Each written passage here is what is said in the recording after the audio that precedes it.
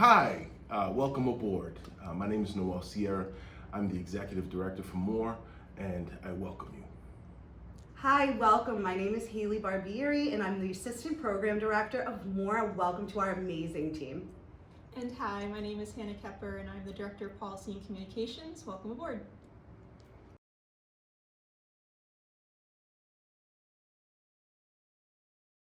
MOAR's mission and vision. Our mission is to educate the community about the value of recovery from alcohol and other addictions. We collaborate with friends and family throughout the communities, and we envision a society that will view recovery as valuable to our communities.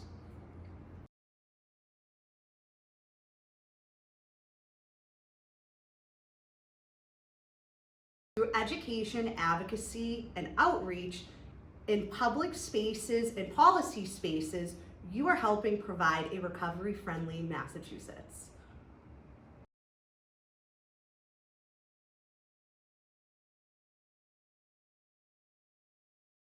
So MOAR focuses on a lot of key policy initiatives with the main focus of enhancing individuals in recovery to let them know that they have a voice and to give them power. I think a lot of folks who are in recovery or their families and friends have experienced a lot of stigma, so we're trying to give that power back to them. Some of the key policies that we're working on currently are overdose prevention centers, the Clean Slate Initiative, and opioid education in school systems.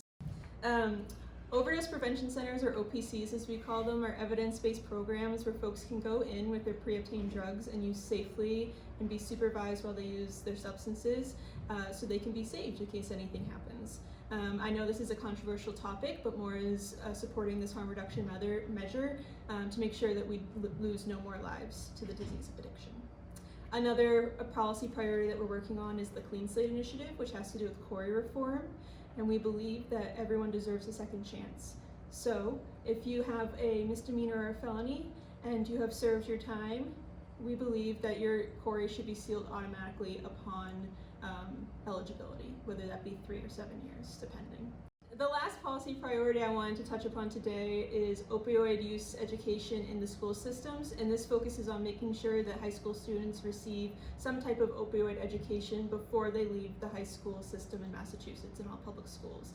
So just as things have changed, we have sex education, unfortunately we have gun safety and active shooter drills.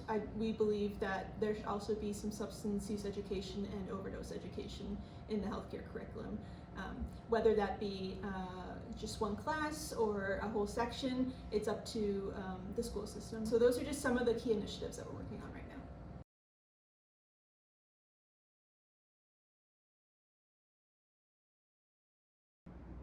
Our lived experience is so important within our position at MOAR that participating in public hearings and also going to the State House and keeping up to date on active legislation will inform not only you in your role, but the recovery community and the community in Massachusetts.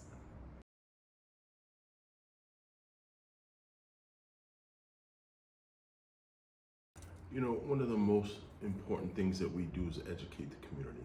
So when we get in contact with different providers or different organizations, it's about bringing that education piece where individuals, might set up a conference room and have a staff meeting, and we'll come in and we'll do an advocacy 101, teach them about advocacy.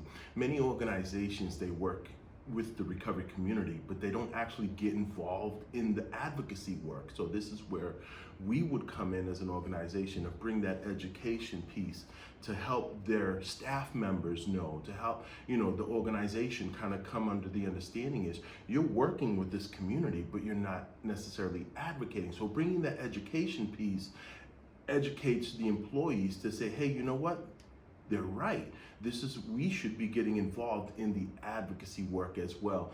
My mantra is, we the people. More people get involved, the better it is for us, because when more people get involved, the policies that Hannah was talking about, they get passed a lot faster when the community gets involved and lets their voice be heard. And this goes in part with organizations and other providers that we collaborate with. It's let us bring this education, let us educate the employees so that the employees not only working with the community, but also advocating for the community as well.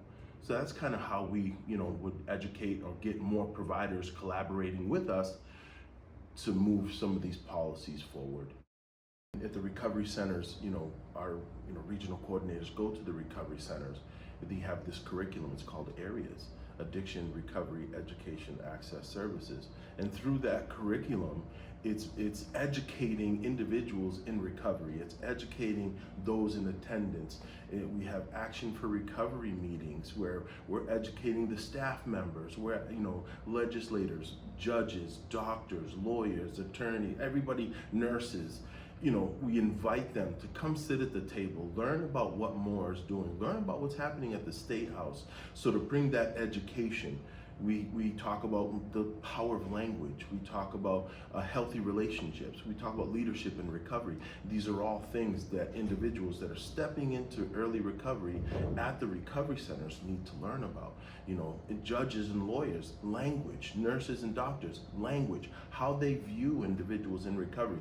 This is part of the education piece that we bring to the community to be able to help individuals have a better focus on the advocacy work, how they speak to individuals, how they view individuals, many lenses that they view recovery and how they view individuals in addiction that are struggling through whichever addiction it may be.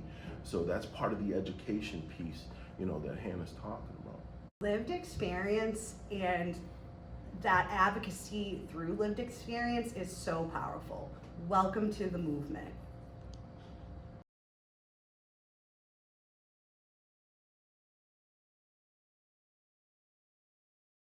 So MOAR advocates across Massachusetts for policies, programs, and community services for folks in recovery and their families and friends.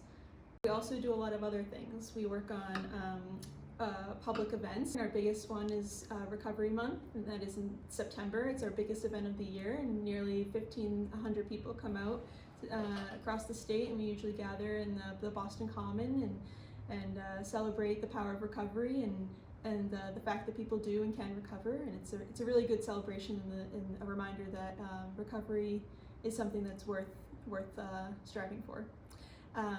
We also have several others, but we don't have to get into all those today. And then we also do a lot of grassroots advocacy work. So our regional coordinators, which is you, will go out into the community and promote advocacy through your Action for Recovery groups and support your community members, teaching them how to advocate for themselves, giving them that power and their voice back, and supporting them to eventually use their voice, perhaps at the State House in a hearing, and hopefully to make some change.